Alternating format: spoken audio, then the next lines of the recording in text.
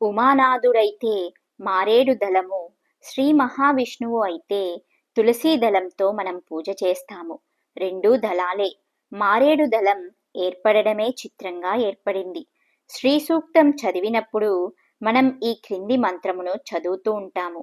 ఆదిత్యవర్ణే తపసోది జాతో వనస్పతిస్తవ వృక్షోద బిల్వః తస్య ఫలాని తపసానుదంతు మాయాంతరాయాచ్చ బాహ్య అలక్ష్మి. లక్ష్మీదేవి ఒకనాడు తపస్సు చేద్దామని అనుకున్నప్పుడు కుడి చేతితో ఆమె చేత సృష్టించబడిన చెట్టు మారేడు చెట్టు. అందుకే ఆ చెట్టుకు పండిన కాయను శ్రీఫలము అని పిలుస్తారు. మారేడు కాయలో ఉన్న గుజ్జును చిన్న కన్నం పెట్టి తీసి దానిని ఎండబెట్టి అందులో విభూది వేసి ఆ విభూతిని చేతిలో వేసుకుని పెట్టుకునేవారు. ఈ మారేడు దళము మూడుగా ఉంటుంది. అందుకే త్రిదళం త్రిగుణాకారం త్రినేత్రం చ త్రియాయుధం త్రిజన్మ పాప సంహారం ఏకబిల్వం శివార్పణం.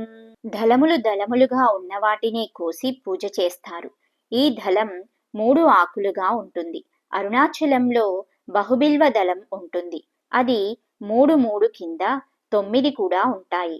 పుష్పములతో పూజ చేసేటప్పుడు తొడిమ లేకుండా పూజ చేయాలి. కానీ మారేడు దళముతో పూజ చేసేటప్పుడు కాడను తీసివేయకుండా ఈనెనే పట్టుకొని శివలింగం మీద వేస్తారు. మనకి శాస్త్రంలో 5 లక్ష్మీ స్థానములు ఉన్నాయని చెప్పారు. అందులో మారేడు దళము ఒకటి. మారేడు దళముతో పూజ చేసినప్పుడు బిల్వం ఈనె కాని శివలింగమునకు తగిలితే ఐశ్వర్యం కటాక్షింపబడుతుంది. అందుకే ఇంట్లో ఐశ్వర్యం తగ్గుతున్నా, పిల్లలకు ఉద్యోగములు రాకపోవడం మొదలగు ఇబ్బందులు ఉంటే 3 ఆకులు ఉన్న దళములను పట్టుకొని శివునికి పూజ చేసేవారు. శివుడికి మారేడు దళముతో పూజ చేయడం మొదలు పెట్టగానే వెంటనే ఈశ్వరుడు త్రియాయుషం అంటాడట. బాల్యం, యవ్వనం, కౌమారం ఈ మూడింటినీ నీవు చూస్తావు అని ఆశీర్వదిస్తాడుట. కాబట్టి ఆయుర్దాయం పూర్తిగా ఉంటుంది. శివుని మారేడు దళములతో పూజించే వ్యక్తి 3 గుణములకు అతీతుడు అవుతాడు.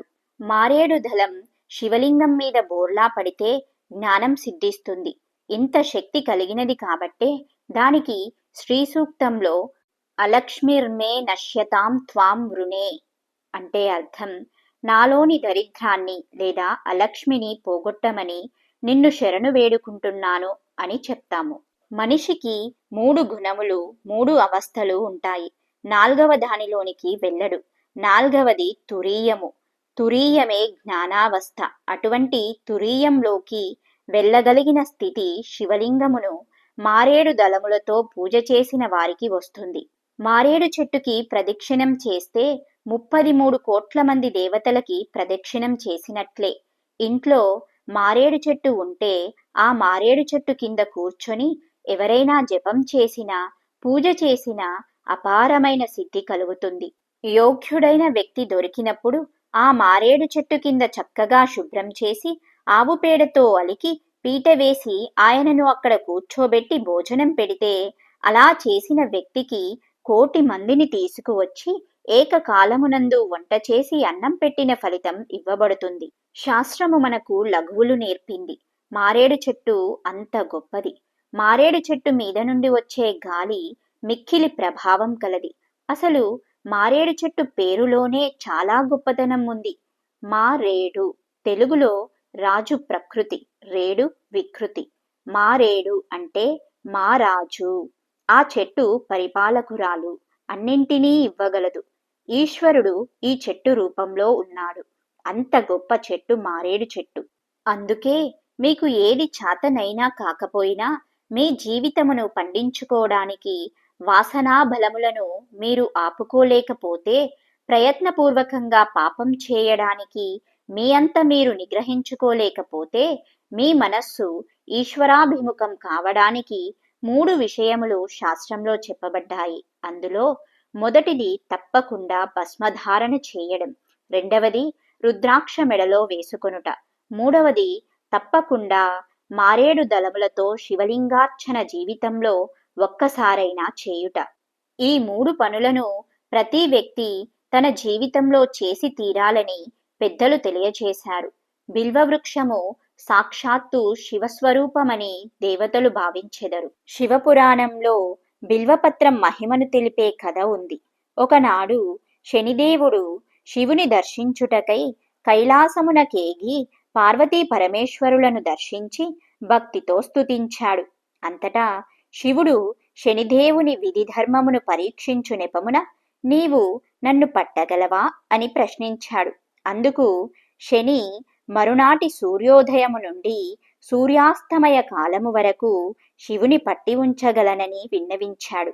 అంతటా శివుడు మరునాటి ఉషోదయ కాలమున బిల్వవృక్ష రూపము దాల్చి ఆ వృక్షమునందు అగోచరముగా నివసించాడు. మహేశ్వరుని జాడ తెలియక పార్వతీదేవితో సహా దేవతలందరూ ముల్లోకములను గాలించారు.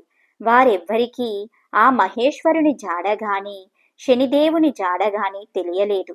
ఆనాటి సూర్యాస్తమయ సంధ్యాకాలము గడిచిన పిదప మహేశ్వరుడు బిల్వవృక్షము నుండి సాకార రూపముగా బయలువెడలినాడు. మరుక్షణమే శనిదేవుడు అచట ప్రత్యక్షమైనాడు. నన్ను పట్టుకోలేకపోయావే అని పరమేశ్వరుడు ప్రశ్నించగా శనిదేవుడు నమస్కరించి నేను పట్టుట చేతనే కదా లోకారాధ్యులు తమరు ఈ బిల్వవృక్ష రూపముగా ఇందులో దాగి నివసించారు అన్నాడు. శనిదేవుని విధి నిర్వహణకు భక్తి ప్రపత్తులకు మెచ్చిన శివుడు ఈశ్వరుడైన నన్నే కొద్ది కాలము పట్టి నాయందే నీవు వసించియుండుట చేత నేటి నుండి నీవు శనీశ్వరుడవు అను పేర ప్రసిద్ధి నొందగలవు. అంతటా శనిదోషమున్నవారు ఆ దోష పరిహారార్థము నన్ను బిల్వపత్రములతో పూజించిన దోష నివృత్తి జరుగును.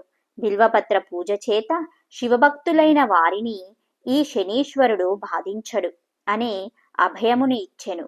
బ్రహ్మవర్చస్సు పొందడానికి సూర్యుని మెప్పు కోసం చేసే కామ్యయాగంలో బిల్వకొయ్యను యూపస్తంభముగా నాటుతారు. అశ్వమేధ యాగములో ఇలాంటి బిల్వయూపములను 6 ప్రతిష్ఠించుతారు. మారేడు దళాన్ని సోమవారము, మంగళవారము, ఆరుద్ర నక్షత్రము, సంధ్యా సమయము, రాత్రివేళ అందు, శివరాత్రి రోజున, సంక్రాంతి రోజున, పండుగల సమయములలో కోయకూడదు. కనుక ఈ దళాలను ముందు రోజు కోసి భద్రపరిచిన దళాలతో పరమశివుని పూజిస్తారు. మారేడు దళము శివుడికి అతి ప్రీతికరమైన పత్రము. ఈ దళము గాలిని, నీటిని దోషరహితం చేస్తుంది. ఇంతటి మహిమ కలిగిన చెట్టుని మనము పూజిద్దాం.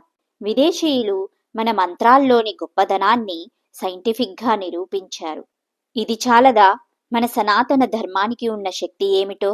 ఈ వీడియో మీకు నచ్చినట్లయితే ఒక లైక్ చేయండి.